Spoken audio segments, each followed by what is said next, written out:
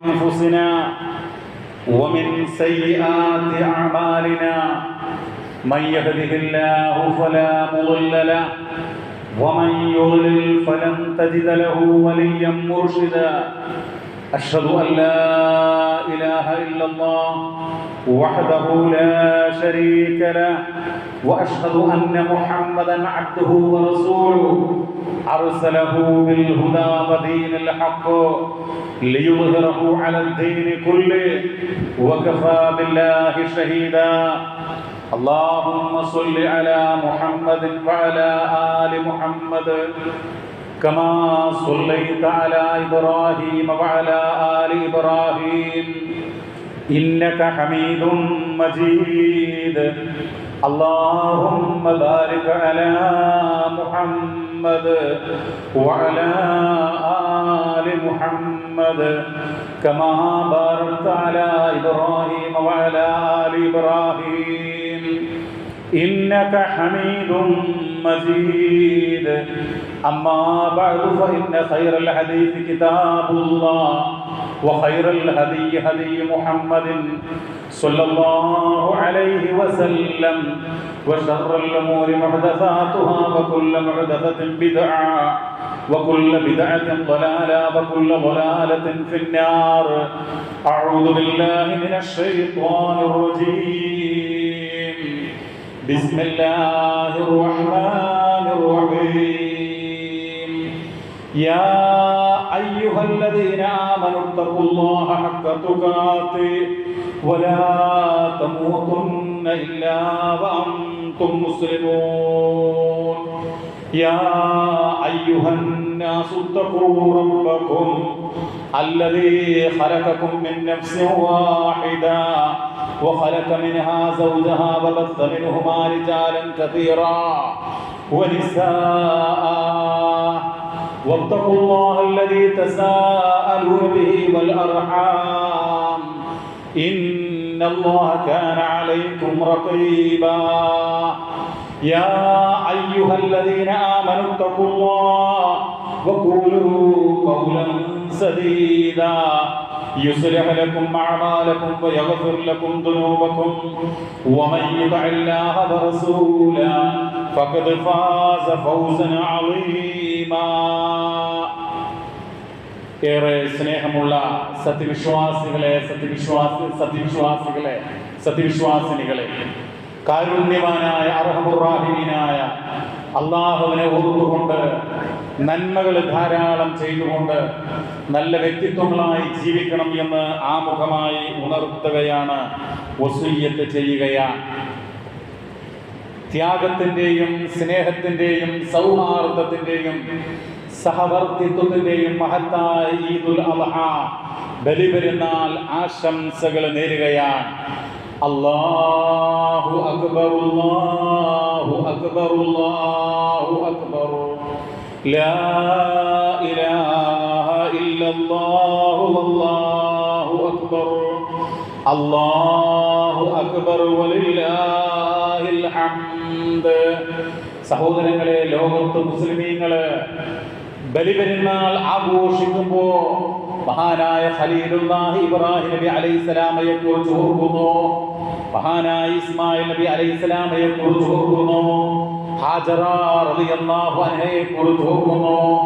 നമുക്കറിയാം, പരിശുദ്ധ മക്കയിലേക്ക് മഹാനായ ഇബ്രാഹിം നബി അലൈഹിസ്സലാത്തു വസ്സലാം തന്റെ പ്രിയപ്പെട്ട ഭാര്യ ഹാജറ റളിയല്ലാഹു അൻഹയെയും പിഞ്ചുകുഞ്ഞ് ഇസ്മായിൽ നബി അലൈഹിസ്സലാമയെയും കൊണ്ട് ചെന്നാക്കുമ്പോ അവിടെ ആരും തന്നെയില്ല, മനുഷ്യർ ആരും തന്നെയില്ല, അവിടെ വെള്ളമില്ല. ഹദീസിന്റെ ഗ്രന്ഥങ്ങളിൽ നമുക്ക് കാണാം, വലൈസ ബിമക്കത യൗമഇദിൻ അഹദുൻ, അന്ന് മക്കയിൽ ഒരാളും തന്നെ ഇല്ല, വലൈസ ബിഹാ മാഉൻ, അവിടെ വെള്ളം പോലുമില്ല. മഹാനായ ഇബ്രാഹിം നബി അലൈഹിസ്സലാത്തു വസ്സലാം ഭാര്യയെയും കുഞ്ഞിനെയും അവിടെ ആക്കിക്കൊണ്ട് അവിടെ നിന്ന് പിന്തിരിഞ്ഞു പോവുകയാണ്.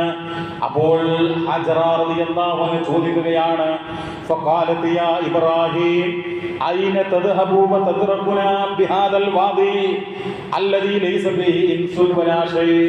ഇബ്രാഹിമേ, ഞങ്ങളെ നീ വിട്ടേച്ചുകൊണ്ട് ഉപേക്ഷിച്ചുകൊണ്ട് പോകുകയാണോ? ഒരു മനുഷ്യനില്ലാത്ത, ഒന്നും തന്നെ ഇല്ലാത്ത ഈ താഴ്വരയിൽ ഞങ്ങൾ ഉപേക്ഷിച്ചുകൊണ്ട് പോകുകയാണോ? ഫഖാലത് ലഹു ദാലിക മിറാറൻ, പല തവണ ആവർത്തിച്ചുകൊണ്ട് ഇബ്രാഹിം അലൈഹിസ്സലാമയോട് ചോദിച്ചു. അദ്ദേഹം വജഅല ലാ യൽതഫിതു ഇലൈഹാ, അവരിലേക്ക് തിരിഞ്ഞു നോക്കാതെ പോകുകയാണ്. ഫഖാലത് ലഹു, അങ്ങനെ ഉത്തരം കിട്ടാതെ വന്നപ്പോൾ വീണ്ടും ചോദിച്ചു, അല്ലാഹു അല്ലദീ അമറക ബിഹാദാ, അല്ലാഹുവാണോ അങ്ങയോട് ഇത് കൽപ്പിച്ചിട്ടുള്ളത്? ഖാല നഅം, അതേ, എന്നോട് റബ്ബാണ് കൽപ്പിച്ചത്.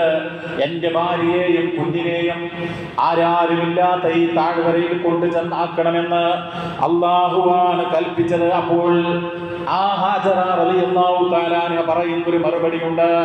സഹോദരങ്ങളെ, തങ്കലിപികളാൽ രേഖപ്പെടുത്തേണ്ടുന്ന വചനമാണത്. ഇദല്ലാ യുളയ്യുന, എന്നാൽ നമുക്ക് നഷ്ടം വരികയില്ല, അപകടമുണ്ടാവുകയില്ല എന്നവർ പറയുകയാണ്. റബ്ബാണല്ലോ കൽപ്പിച്ചത്, അപ്പോൾ റബ്ബിന്റെ സഹായം ഉണ്ടാകും, റബ്ബിന്റെ രക്ഷയുണ്ടാകും എന്നുള്ളതാണ് അവരുടെ ആ റബ്ബിലുള്ള വിശ്വാസം, റബ്ബിലുള്ള പ്രതീക്ഷ. അതാണ് ആ വചനം വ്യക്തമാക്കുന്നത്. നമ്മുടെയൊക്കെ ജീവിതത്തിൽ പ്രയാസങ്ങളും പ്രതിസന്ധികളും ഉണ്ടാകുമ്പോൾ റബ്ബിനെ കുറിച്ച് ഇതുപോലെ ഓർക്കാൻ നമുക്ക് കഴിയേണ്ടതുണ്ട് എന്നുള്ളൊരു പാഠമാണ്. ഇബ്രാഹിം നബി അലൈഹിസ്സലാത്തു വസ്സലാം അങ്ങനെ പോകുകയാണല്ലോ. അങ്ങനെ അവിടെയുള്ള ഒരു കുന്നിന്റെ മുകളിൽ കയറിക്കൊണ്ട് ഇസ്തഖ്ബല ബിവജ്ഹിൽ ബൈത്ത്, കഅബാലയത്തിലേക്ക് തിരിഞ്ഞു. ثم دعا بهؤلاء الكلمات, പിന്നീട് ഈ പ്രാർത്ഥനകൾ പ്രാർത്ഥിച്ചു എന്ന അവിടുന്ന് കൈകൾ ഉയർത്തിക്കൊണ്ടാണ് ദുആ ചെയ്തത്. എന്താണ് ദുആ?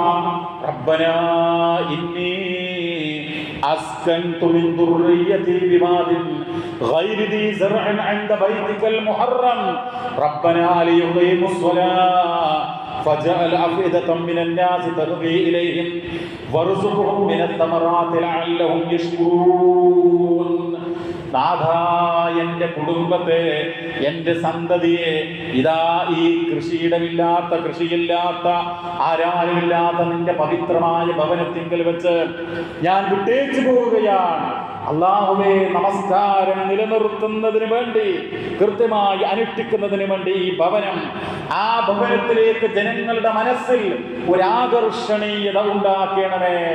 ഈ നാട്ടുകാർക്ക് എല്ലാവിധ കായ്കനികളും നൽകണമേ. അവർ നന്ദി കാണിച്ചേക്കാം എന്ന് മഹാനായ ഇബ്രാഹിം നബി അലൈഹിസ്സലാത്തു വസ്സലാം പ്രാർത്ഥിക്കുകയാണ്. അങ്ങനെ സഹോദരങ്ങളെ, അവരുടെ അടുത്ത് അവിടെ നിന്ന് കൊണ്ടുവന്ന വെള്ളമുണ്ടായിരുന്നു. അത് കഴിഞ്ഞു. അത് കഴിഞ്ഞ സന്ദർഭത്തിൽ അവർക്ക് ദാഹമുണ്ടായി. ഹജറ റളിയല്ലാഹു അൻഹക്ക്, ആ കുഞ്ഞിനും ദാഹമുണ്ടായി. ഫഖാമത അലൈഹി, അങ്ങനെ അവർ എഴുന്നേറ്റു, വെള്ളമന്വേഷിച്ചു. ഫവജദ സ്വഫാ, സ്വഫാ എന്ന് പറയുന്ന കുന്നു കണ്ടു. അഖറബ ജബലിൻ ഫിൽ അർദ്, അടുത്ത ഒരു കുന്നായിരുന്നു, മലയായിരുന്നു അത്. അതിന് മുകളിൽ കയറി ആരെങ്കിലും ഉണ്ടോ എന്ന് നോക്കുകയാണ്, വെള്ളം കിട്ടാൻ സാധ്യതയുണ്ടോ എന്ന്. അങ്ങനെ അങ്ങോട്ടും ഇങ്ങോട്ടും സഭയുടെയും മറുപടിയുടെ ഇടയിൽ പ്രയാണം നടത്തുകയാണ്. ആ സംഭവം നമ്മൾ ആലോചിക്കണം. അതിനെ അനുസ്മരിച്ചുകൊണ്ടാണ്, ആ ചരിത്രം അയവിറക്കിക്കൊണ്ടാണ് ഹജ്ജിന് പോകുന്ന, ഉംറക്ക് പോകുന്ന ആളുകൾ സഫാ മർവക്കിടയിൽ 7 തവണ പ്രയാണം നടത്തേണ്ടതുണ്ട്, സഅയ് നടത്തേണ്ടതുണ്ട്. പരിശുദ്ധ ഖുർആനിന്റെ 2-ാം അധ്യായം സൂറത്തുൽ ബഖറയുടെ 158-ാമത്തെ വചനത്തിൽ കാണാം, ഇന്ന സ്വഫാ വൽ മർവത മിൻ ശആയിരില്ലാഹ്, സ്വഫയും മർവയും അല്ലാഹുവിന്റെ ചിഹ്നങ്ങളിൽപ്പെട്ടതാണ്. ആ അടയാളങ്ങൾക്കിടയിലെ ഓടണം എന്നുള്ളതാണ്. നിങ്ങൾ നോക്കൂ, ഹജ്ജിന്റെ ഒരു റൂഖിനാണ്, ഉംറയുടെ റൂഖിനാണ് സഫാ മർവക്കിടയിലെ പ്രയാണം നടത്തുക എന്നുള്ളത്. ഇബ്രാഹിം നബി അലൈഹിസ്സലാമയെ കുറിച്ച്, ഇസ്മായിൽ നബി അലൈഹിസ്സലാമയെ കുറിച്ച് പറയുമ്പോൾ ഒട്ടനവധി കാര്യങ്ങൾ പറയാനുണ്ട്. അവരൊക്കെ അനുഭവിച്ചിട്ടുള്ള ത്യാഗങ്ങൾ അല്ലാഹുവിന്റെ മാർഗത്തില്.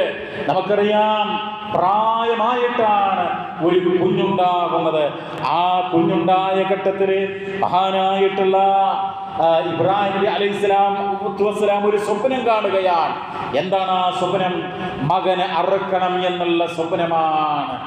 ആ സ്വപ്നം സാക്ഷാത്കരിക്കുന്നതിന് വേണ്ടി മകനോട് പറഞ്ഞ സന്ദർഭം, യാ ബുനയ്യ ഇന്നി അറാ ഫിൽ മനാമി അന്നി അദ്ബഹുക ഫൻദുർ മാദാ തറാ, നിന്നെ അറുക്കുന്നതായി ഞാനിതാ സ്വപ്നം കാണുന്നു, എന്താണ് നിന്റെ അഭിപ്രായം? അപ്പോൾ അദ്ദേഹം പറഞ്ഞു, മകന് പറയുകയാണ് തന്റെ പിതാവായ ഇബ്രാഹിമിനോട്, യാ അബതി ഫഅൽ മാ തുമർ, അങ്ങയോട് കൽപ്പിച്ചത് അങ്ങ് പ്രവർത്തിക്കുക, സതജിദുനി ഇൻഷാ അല്ലാഹു മിനസ് സ്വാബിരീൻ, അല്ലാഹു ഉദ്ദേശിച്ചാൽ ക്ഷമാലുക്കളുടെ കൂട്ടത്തിൽ എന്നെ അങ്ങേക്ക് കാണാം എന്നുള്ളതാണ്. സഹോദരങ്ങളെ, അങ്ങേയറ്റത്തെ ത്യാഗത്തിന്റെ പര്യായമായിരുന്നു ഇബ്രാഹിം നബി അലൈഹിസ്സലാത്തു വസ്സലാം, മകൻ ഇസ്മായിൽ നബി അലൈഹിസ്സലാത്തു വസ്സലാം, അബുൽ അംബിയ, പ്രവാചകന്മാരുടെ പിതാവ്. തൗഹീദിന് വേണ്ടി, ഏകദൈവ വിശ്വാസത്തിന് വേണ്ടി, അതാണല്ലോ നമ്മുടെ വിശ്വാസത്തിന്റെ കാതൽ, അതാണല്ലോ ഒരു മുസ്ലിമിന്റെ അടിവേര് എന്ന് നമ്മൾ മനസ്സിലാക്കുക. അദ്ദേഹം പിതാവിനോട് ചോദിച്ചല്ലോ, ഇത് ഖാല ലി അബീഹി യാ അബതി ലിമ തഅബുദു മാ ലാ യസ്മഉ വലാ യുബ്സിറു വലാ യുഗ്നി അൻക ശൈആ, പൊന്നു പിതാവേ, കാണാൻ കഴിയാത്ത, കേൾക്കാൻ കഴിയാത്ത, ഉപകാരം ചെയ്യാൻ കഴിയാത്ത ഈ ബിംബങ്ങളെ, വിഗ്രഹങ്ങളെ, അല്ലാഹുവിന്റെ പ്രഭയുള്ള ശക്തികളെ എന്തിനാണ് അങ്ങ് ആരാധിക്കുന്നത്? അദ്ദേഹം ചോദിച്ചു.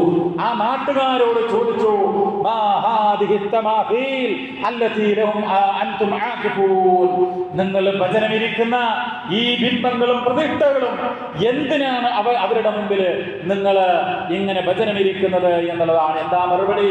ഖാലൂ വജദനാ ആബാഅനാ ലഹാ ആബിദീൻ, ഞങ്ങളുടെ പിതാക്കന്മാരെ, കാരണവന്മാരെ അങ്ങനെ ചെയ്യുന്നതായി കണ്ടു എന്നുള്ളതാണ്. അതെ, അതാണ് ഈ കാലഘട്ടത്തിലെയും മറുപടി. ജാറങ്ങളിലും ദർഗകളിലും പോയി പ്രാർത്ഥന നടത്തുന്ന, നേർച്ച നടത്തുന്ന, അവിടെ ഉത്സവങ്ങൾ നടത്തുന്ന, അവിടെ ആരാധനാ കർമ്മങ്ങൾ നടത്തുന്ന, അവിടെ സഹായതട്ട് നടത്തുന്ന ആളുകൾ അവരെന്താ പറയുന്നത്? ഞങ്ങളുടെ മുൻഗാമികൾ അങ്ങനെയായിരുന്നു എന്നുള്ളതാ. അതുകൊണ്ട് പ്രിയമുള്ളവരെ, സ്വർഗം നേടാൻ മഹാനായ ഖലീലുല്ലാഹി ഇബ്രാഹിം നബി അലൈഹിസ്സലാമയുടെ ആ പാത പിൻപറ്റുക. ആ പാത എന്നുള്ളത് തൗഹീദ് മുറുകെ പിടിച്ചുകൊണ്ടുള്ള പാതയാണ്. ഹജ്ജ് എന്ന് പറയുന്നത് അന്ധവിശ്വാസങ്ങൾക്കെതിരെയുള്ള ഉണർത്തലാണെന്ന് മനസ്സിലാക്കുക. ആ ജാഹിലിയ കാലഘട്ടങ്ങളില് അറവ് നടത്തുമായിരുന്നു. അറവ് നടത്തിയാൽ അവരെന്ത് ചെയ്യും? ബലിയുടെ ആ രക്തമുണ്ടല്ലോ, കഅബയുടെ ഭിത്തിയിലേക്ക് എറിയും എന്നുള്ളതാണ്. അങ്ങനെ ആ കഅബയുടെ ഭിത്തിയിൽ മാംസവും രക്തവും ഒക്കെ എറിഞ്ഞ് പിടിപ്പിക്കുമെന്നാണ് പരിശുദ്ധ ഖുർആനിന്റെ സൂറത്തുൽ ഹജ്ജിലെ 37-ാമത്തെ വചനം. ലൻ യനാലല്ലാഹു ലുഹൂമുഹാ വലാ ദിമാഉഹാ വലാകിൻ യനാലുഹു തഖ്വാ മിൻകും. ബലി മാംസം, അതിന്റെ മാംസമോ രക്തമോ അല്ലാഹുവിലേക്ക് എത്തുകയില്ല. നിങ്ങളുടെ മനസ്സിനകത്തുള്ള തഖ്വയാണ് അല്ലാഹുവിലേക്ക് എത്തുക എന്നുള്ളതാണ്. ഹജ്ജ് കഴിഞ്ഞാൽ അവർ മടങ്ങി വരുമ്പോ, ഇഹ്റാമിൽ പ്രവേശിച്ചു കഴിഞ്ഞ് കർമ്മം നിർവഹിച്ച് അവര് മടങ്ങി വന്നാൽ വീട്ടിന്റെ മുൻവാതിലിലൂടെ പ്രവേശിക്കുകയില്ല, പിൻവാതിലിലൂടെയാണ് പ്രവേശിക്കുക. പരിശുദ്ധ ഖുർആൻ ആ അന്ധവിശ്വാസത്തെ തിരുത്തുകയുണ്ടായി. വലൈസൽ ബിർറു ബിഅൻ തഅ്തുൽ ബുയൂത മിൻ ദുഹൂരിഹാ വലാകിന്നൽ ബിർറ മൻ ഇത്തഖാ വഅ്തുൽ ബുയൂത മിൻ അബ്വാബിഹാ. പുറകിലൂടെ, പുറകുവശത്തുകൂടെ വീട്ടിലേക്ക് പ്രവേശിക്കുന്നതിന് പുണ്യമില്ല, അല്ലാഹുവിനെ സൂക്ഷിക്കലാണ് പുണ്യം. എന്നിട്ടോ നിങ്ങൾ വീട്ടിന്റെ മുൻവാതിലിലൂടെ തന്നെ പ്രവേശിക്കുക എന്നാണ്. അവർ അവലക്ഷണമായിക്കൊണ്ടാണ് അത് കണ്ടിരുന്നത്. ഖുർആൻ അന്ധവിശ്വാസത്തെ തിരുത്തുകയാണ്. സഹോദരങ്ങളെ, അവരെ അഹങ്കാരം നടിച്ചിരുന്നു. ഹജ്ജിന് വന്നാൽ അവർ അറഫയിൽ വെച്ചിട്ട് പിതാക്കന്മാരുടെ മഹാത്മ്യം പറയും, തറവാടിന്റെ മഹത്വം പറയുമായിരുന്നു. അങ്ങനെ അഭിമാനം കൊള്ളുമായിരുന്നു, അഹങ്കരിക്കുമായിരുന്നു. അവരോട് പറഞ്ഞു, ഫഇദാ അഫൽതും മിൻ അറഫാത്തിൻ ഫദ്കുറുല്ലാഹ ഇൻദൽ മശ്അരിൽ ഹറാം. അറഫയിൽ നിന്ന് പുറപ്പെട്ടാൽ നിങ്ങൾ അല്ലാഹുവിനെ ഓർക്കുവിൻ എന്നാണ് അവരോട് പറഞ്ഞിട്ടുള്ളത്. അങ്ങനെ ഓരോ ഘട്ടങ്ങളിലും അല്ലാഹുവിനെ സ്മരിക്കുവാൻ, ثم أفيضوا من حيث أفاض الناس واستغفروا الله, അല്ലാഹുവിനോട് പാപമോചനം നേടാൻ വിശുദ്ധ ഖുർആൻ ഓർമ്മപ്പെടുത്തുകയുണ്ടായി. ആ തൗഹീദ്, ഏകദൈവ വിശ്വാസം, അത് മുറുകെ പിടിക്കേണ്ടതുണ്ട് പ്രിയമുള്ളവരെ. അതിൽ വീഴ്ച വന്നാൽ ആഖിറം നഷ്ടപ്പെടും എന്ന് നമ്മൾ മനസ്സിലാക്കുക. മഹാനായ ഇബ്രാഹിം നബി അലൈഹിസ്സലാത്തു വസ്സലാം തൗഹീദ് സ്വീകരിച്ചതിന്റെ പേരിൽ അല്ലാഹുവിനോട് മാത്രം പ്രാർത്ഥിക്കണം, അവന് മാത്രമേ ഇബാദത്ത് ചെയ്യാവൂ എന്ന് പറഞ്ഞതിന്റെ പേരിൽ അഗ്നികുണ്ഡാരത്തിൽ എറിയപ്പെട്ടു. ആ സന്ദർഭത്തിൽ അദ്ദേഹം എന്താ പറഞ്ഞത്? ഹസ്ബുനല്ലാഹ് വനിഅമൽ വകീൽ എന്നാണ്. അതായത് നമുക്ക് അല്ലാഹു മതി, വരമേൽപ്പിക്കുവാൻ അവൻ എത്ര നല്ലവൻ എന്നാണ്. അതാണ് വിശുദ്ധ ഖുർആൻ ചോദിക്കുന്നത്. അലൈസല്ലാഹു ബികാഫിൻ അബ്ദ, അടിമക്ക് അല്ലാഹു പോരെ എന്നുള്ളതാണ്. പക്ഷേ മുസ്ലിം സമുദായത്തിലെ ഒട്ടേറെ ആളുകൾ ഇന്ന് എന്താ വിശ്വസിച്ചു കൊണ്ടിരിക്കുന്നത്? ഈ ലോകം നിയന്ത്രിക്കുന്നത് CM മടവൂരാണ്, ഖുതുബുൽ ആലം അബ്ദുൽ ഖാദിർ ജീലാനിയാണ് എന്നൊക്കെയാണ്. സഹോദരങ്ങളെ, അത് നരകത്തിലേക്കാണ് അത്തരം വിശ്വാസം എത്തിക്കുക. ജല്ല ജലാലായ പടച്ച റബ്ബാണ് ലോകം നിയന്ത്രിക്കുന്നവൻ, അവനാണ് ഇലാഹ്, അവൻ മാത്രമാണ് ആരാധ്യൻ, അവനോട് മാത്രമേ പ്രാർത്ഥിക്കാവൂ എന്നുള്ളതാണ്. നിങ്ങൾ നോക്കൂ, ഇബ്രാഹിം നബിയുടെ ഒരു പ്രാർത്ഥന, റബ്ബനാ ഇന്നക തഅലമു മാ നുഖ്ഫി വമാ നുഅലിൻ, നാഥാ ഞങ്ങൾ രഹസ്യമാക്കുന്നതും പരസ്യമാക്കുന്നതും നീ അറിയുന്നു എന്നുള്ളതാണ്. നമ്മുടെ രഹസ്യങ്ങളും പരസ്യങ്ങളും എല്ലാം റബ്ബ് അറിയുന്നു എന്ന് നമ്മൾ ഓർക്കുക. നിങ്ങൾ കണ്ടിട്ടില്ലേ, ആളുകൾ പരസ്യത്തില് വളരെ മാന്യമായിരിക്കും, പക്ഷേ രഹസ്യമായിട്ട് വളരെ മോശമായിരിക്കും. അത് തിരുത്തേണ്ടതുണ്ട്. ഈ കാലഘട്ടം എന്ന് പറയുന്നത് കാലഘട്ടത്തിന്റെ കുഴപ്പമല്ല, ആളുകളുടെ കുഴപ്പമാണ്. ആളുകൾ തിന്മയിലേക്ക് ഓടിക്കൊണ്ടിരിക്കുകയാണ്. നിങ്ങൾ കണ്ടിട്ടില്ല, ഒരു യുവാവ് അദ്ദേഹം സോഷ്യൽ മീഡിയയിൽ പ്രത്യക്ഷപ്പെടുകയാണ്. തൊപ്പി എന്നായിരുന്നു അദ്ദേഹത്തിന്റെ പേര്. അറുവശലൻ വാക്ക് പറഞ്ഞുകൊണ്ട് ആ മനുഷ്യന്, ആ യുവാവിന് എത്ര ഫാൻസ് ആണുള്ളത്. ആ രൂപത്തിലേക്ക് ലോകം വളർന്നു വരുന്ന തലമുറ, ന്യൂ ജനറേഷൻ അതപ്പതിച്ചു കൊണ്ടിരിക്കുകയാണ്. ആൺകുട്ടികൾ മാത്രമല്ല, പെൺകുട്ടികളും. ഈ സന്ദർഭത്തില് നമ്മുടെ വരുന്ന തലമുറ അവർക്ക് ദിശാബോധം നൽകുവാൻ നമുക്ക് സാധിക്കേണ്ടതുണ്ട്. രക്ഷിതാക്കൾക്ക് കഴിയണം, അതുപോലെ മഹല്ലുകൾക്ക് കഴിയണം എന്നുള്ളതാണ് ഉണർത്തുവാനുള്ളത്. അല്ലാഹു അക്ബർ, അല്ലാഹു അക്ബർ, അല്ലാഹു അക്ബർ, ലാ ഇലാഹ ഇല്ലല്ലാഹു വല്ലാഹു അക്ബർ, അല്ലാഹു അക്ബർ വലില്ലാഹിൽ ഹംദ്. ആ തക്ബീർ ധ്വനികൾ മുഴക്കുമ്പോൾ അല്ലാഹുവാണ് വലിയവൻ, ഞാൻ ചെറിയവനാണ്, ഞാൻ നിസ്സാരനാണ്, ഏത് സമയത്തും ഈ ഭൂമിയിൽ നിന്ന് പോയേക്കാം. അല്ലാഹു എന്നെന്നും ജീവിച്ചിരിക്കുന്നവനാണ്, അവൻ സർവശക്തനാണ്, എല്ലാത്തിനും കഴിവുള്ളവനാണ് എന്നുള്ള അല്ലാഹുവിനെ കുറിച്ചുള്ള ബോധം നമുക്കുണ്ടാവണം. ലാ ഇലാഹ ഇല്ലല്ലാഹ്, അവനല്ലാതെ ആരാധനക്ക് അർഹനായി മറ്റാരും തന്നെയില്ല എന്നുള്ള ആ തക്ബീർ ധ്വനികൾ. അത് പ്രിയമുള്ളവരെ, അയ്യാമു തശ്രീഖിന്റെ അവസാനത്തെ ദിവസം അസർ വരെ നമ്മൾ ആ തക്ബീറുകൾ മുഴങ്ങിക്കൊണ്ടിരിക്കണം. നമ്മളെല്ലാവരും ലോകത്തെ മുസ്ലിങ്ങൾ ഏകോദര സഹോദരങ്ങളാണ്. ഇന്നമൽ മുഅ്മിനൂന ഇഖ്വാ, എല്ലാവരും സഹോദരങ്ങളാണ്. അതുകൊണ്ട് ആ സ്നേഹബന്ധങ്ങൾ കാത്തു സൂക്ഷിക്കുക, പരസ്പരം സ്നേഹത്തിലും സൗഹാർദ്ദത്തിലും കഴിയുക, തെറ്റുകൾ അവസാനിപ്പിക്കുക, പിണക്കങ്ങൾ അവസാനിപ്പിക്കുക, സൗഹാർദ്ദം കാത്തു സൂക്ഷിക്കുക. മുസ്ലിങ്ങള് അങ്ങനെ കഴിയണം. അതോടൊപ്പം സകല മനുഷ്യരോടും അവർ ഏകോദര സഹോദരങ്ങളാണ്. ഒരാണിന്റെ ഒരു പെണ്ണിന്റെ മക്കളാണ് എല്ലാവരും. മഹാനായ ആദം നബി അലൈഹിസ്സലാമയുടെ ഹവ്വാ റളിയല്ലാഹു തആല അൻഹയുടെ സന്താനങ്ങളാണ് എന്നുള്ള ബോധം നമുക്കുണ്ടാവണം. പരിശുദ്ധ ഖുർആനിന്റെ സൂറത്തുൽ ഹുജറാത്തിലെ 13-ാമത്തെ വചനം, യാ അയ്യുഹന്നാസ് ഇന്നാ ഖലഖനാകും മിൻ ദക്കരിൻ വ ഉൻസാ വജഅൽനാകും ശുഊബൻ വഖബായില ലിതഅറഫൂ ഇന്ന അക്രമകും ഇൻദല്ലാഹി അത്ഖാകും. അല്ലയോ ജനങ്ങളെ, നിശ്ചയമായും നിങ്ങളെ നാം ഒരാളിൽ നിന്നും പെണ്ണിൽ നിന്നുമാണ് സൃഷ്ടിച്ചിട്ടുള്ളത്. നിങ്ങളെ വ്യത്യസ്തമായ വർഗ്ഗങ്ങളും ഗോത്രങ്ങളുമാക്കിയിട്ടുള്ളത് പരസ്പരം തിരിച്ചറിയുന്നതിന് വേണ്ടിയാണ്. നിങ്ങളുടെ കൂട്ടത്തില് ഏറ്റവും ഭക്തന്മാർ അവരാണ് അല്ലാഹുവിന്റെ അടുക്കല് ഏറ്റവും ആദരിക്കപ്പെടുന്നവർ. വർണ്ണത്തിന്റെ, വർഗത്തിന്റെ, ഭാഷയുടെ, ദേശത്തിന്റെ, സമ്പത്തിന്റെ അങ്ങനെയുള്ള സംഗതികളുടെ അടിസ്ഥാനത്തിലല്ല അല്ലാഹുവിന്റെ അടുക്കൽ പ്രാധാന്യം. മറിച്ച് ആരുടെ മനസ്സിലാണോ ഈമാൻ ഉള്ളത്, ആരുടെ മനസ്സിലാണോ ശരിയായ വിശ്വാസമുള്ളത്, അവനാണ് അല്ലാഹുവിന്റെ അടുക്കൽ ആദരിക്കപ്പെടുന്നവൻ. എല്ലാവരോടും സ്നേഹത്തോടുകൂടെ മാനവിക മൂല്യം മുറുകെ പിടിച്ചുകൊണ്ട് നമ്മൾ നിലകൊള്ളേണ്ടതുണ്ട്. ജൂതനാകട്ടെ ക്രൈസ്തവനാകട്ടെ എല്ലാ മതസ്ഥരോടും. എന്നാൽ ഇസ്ലാമിന്റെ കഠിനമായ ശത്രുക്കളുണ്ട്, അവരോട് ആത്മബന്ധം കാത്തു സൂക്ഷിക്കുന്നത് തെറ്റാണെന്ന് പറയുന്നുണ്ട് ഈ വിശുദ്ധ ഇസ്ലാം. പക്ഷേ ഇവിടെയുള്ള ഏത് മതസ്ഥനുമാകട്ടെ അവരോട് നല്ല രൂപത്തിൽ നിലകൊള്ളണം.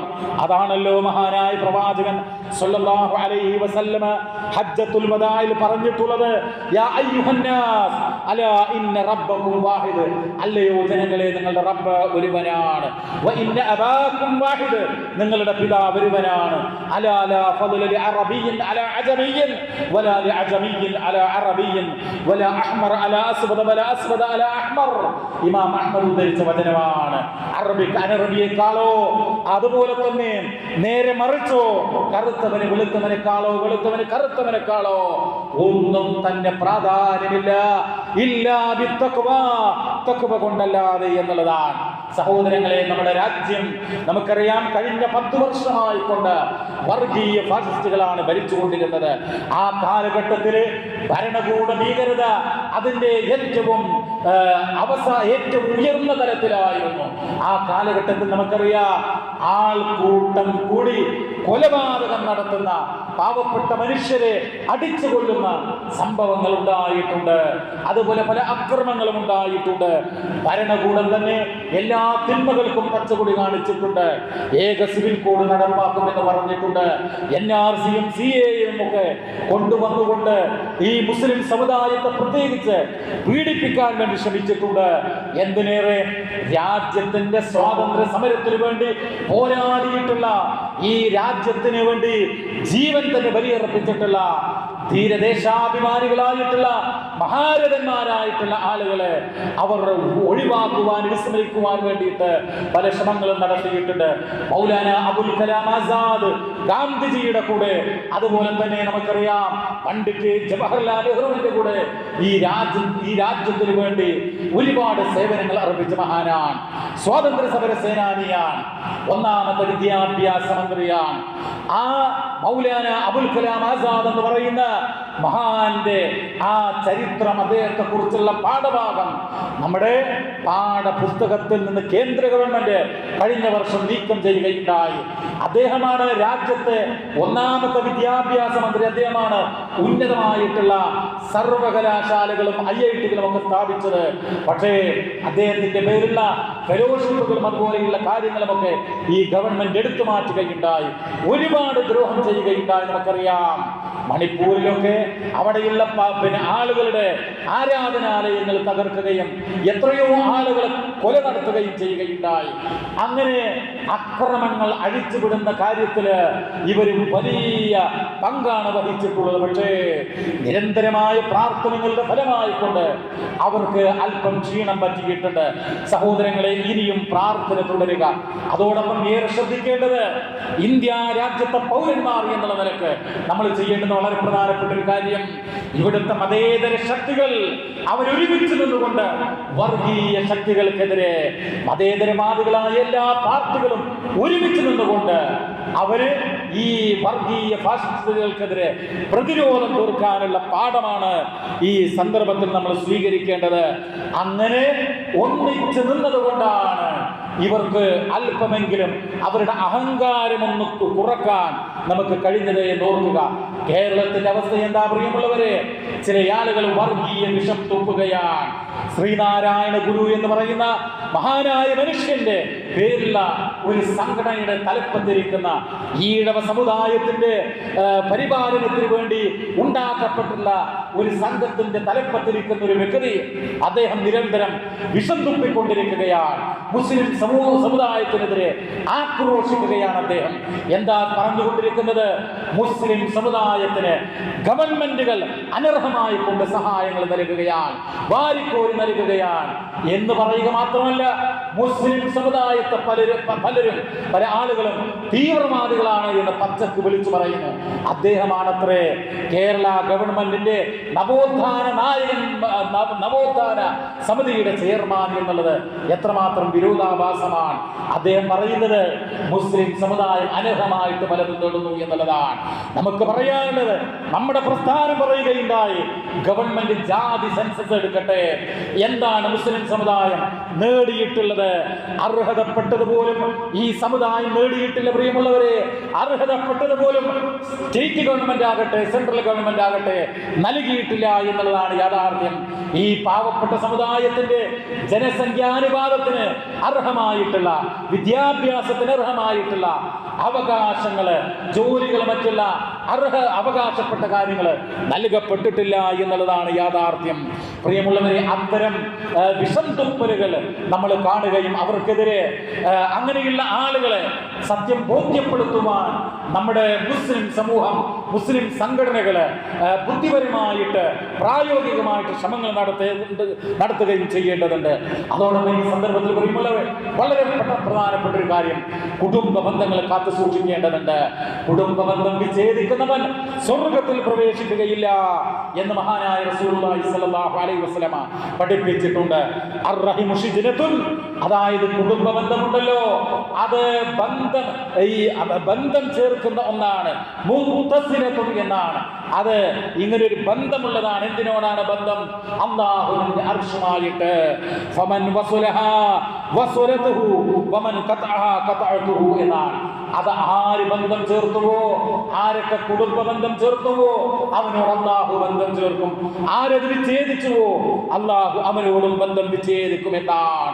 മാതാപിതാക്കളോട്, ജ്യേഷ്ഠാനുജന്മാരോട്, അങ്ങനെയുള്ള കുടുംബ ബന്ധങ്ങളുണ്ടല്ലോ, അയൽപക്ക ബന്ധങ്ങളുണ്ടല്ലോ, അവരോടൊക്കെ തന്നെയും ബന്ധം കാത്തു സൂക്ഷിച്ചു പോരുക. അവരോടൊക്കെ സ്നേഹത്തിന് നിലകൊള്ളുക. മാതാപിതാക്കൾക്ക് സ്നേഹം ചൊരിയുക.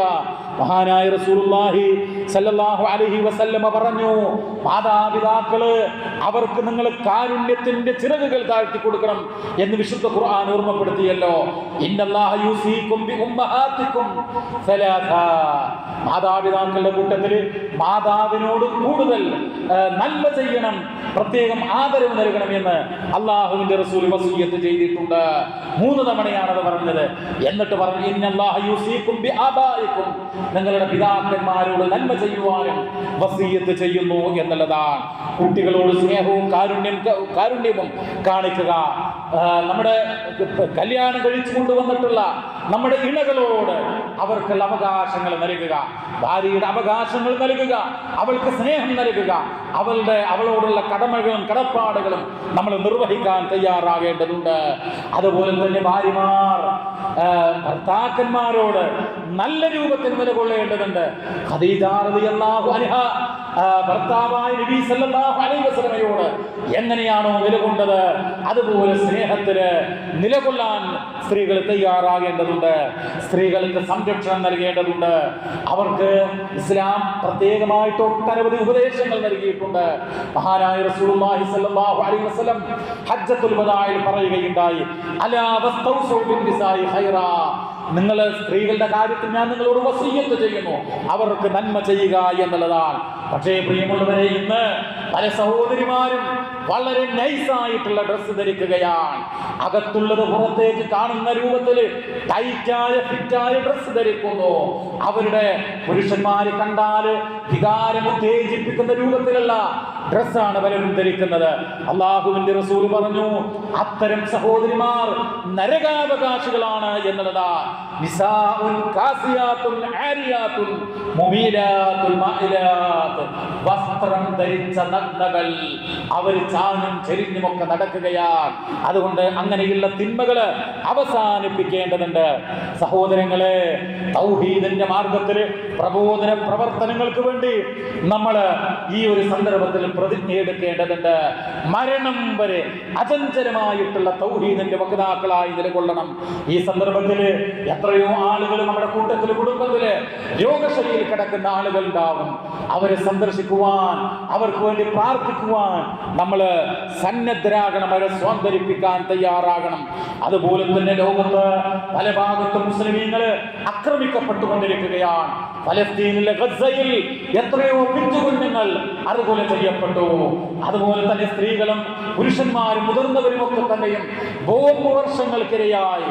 അവിടുത്തെ കുഞ്ഞുങ്ങൾ നമുക്കറിയാം, കഴിഞ്ഞ ദിവസങ്ങളിൽ തക്ബീർ ചൊല്ലുന്ന സംഭവം വീഡിയോ നിങ്ങൾ കണ്ടില്ലേ? അവർക്ക് അവരുടെ വീടുകൾ നഷ്ടപ്പെട്ടു, പള്ളികൾ തകർക്കപ്പെട്ടു, അവരുടെ സ്കൂളുകൾ തകർക്കപ്പെട്ടു, എല്ലാം തകർന്നു പോയി, നശിച്ചു പോയി. ചിലർക്ക് മാതാക്കളില്ല, പിതാക്കന്മാരില്ല, കൈ നഷ്ടപ്പെട്ടവർ, കാല് നഷ്ടപ്പെട്ടവർ. സഹോദരങ്ങളെ, അവർ തക്ബീറുകൾ മുഴക്കുകയാണ്. അല്ലാഹുവിന്റെ വിശ്വാസമാണത്. ആ ഈമാൻ, അതിശക്തമായ ഈമാൻ നമുക്കുണ്ടാവാൻ നമ്മൾ ശ്രമിക്കുക. ഫലസ്തീനിൽ മാത്രമല്ല, ചൈനയിലും പാവപ്പെട്ട മുസ്ലിമീങ്ങൾ അവിടുത്തെ ഭരണകൂടത്തിന്റെ ഭീകരതക്ക് വിധേയമായി കൊണ്ടിരിക്കുന്നുണ്ട്. മ്യാൻമാറിലെ മുസ്ലിങ്ങൾ അവര് ദുരിതം അനുഭവിച്ചു കൊണ്ടിരിക്കുന്നുണ്ട്.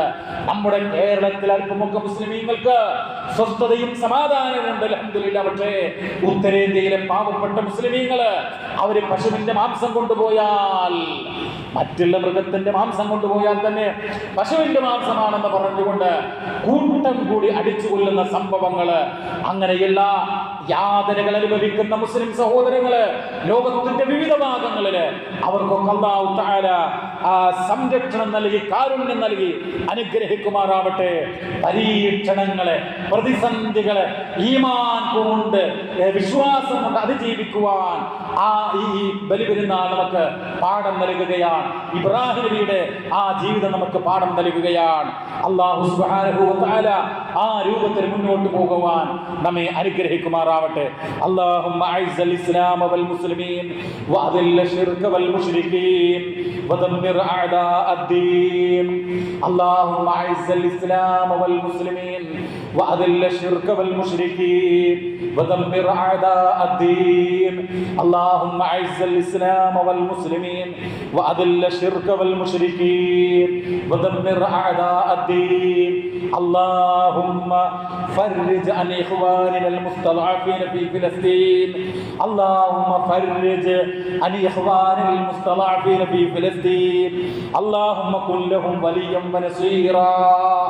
اللهم كن لهم وليا ونصيرا. اللهم أصلح أحوال إخواننا المسلمين فوق كل أرض وتحت كل سماء. اللهم ألف بين قلوبهم واجمع على الحق كلمتهم. اللهم انصرهم. اللهم ارحمهم يا أرحم الراحمين. اللهم اغفر للمؤمنين والمؤمنات والمسلمين والمسلمات الأحياء منهم والأموات إنك مجيب الدعوات ويا قاضي الحاجات. ربنا اغفر لنا ولإخواننا الذين سبقونا بالإيمان ولا تجعل في قلوبنا غلا للذين آمنوا ربنا إنك رؤوف رحيم. ربنا تقبل منا إنك أنت السميع العليم وتب علينا إنك أنت التواب الرحيم واغفر لنا إنك أنت الغفور الرحيم وارحمنا إنك أنت أرحم الراحمين. صلى الله وسلم على نبينا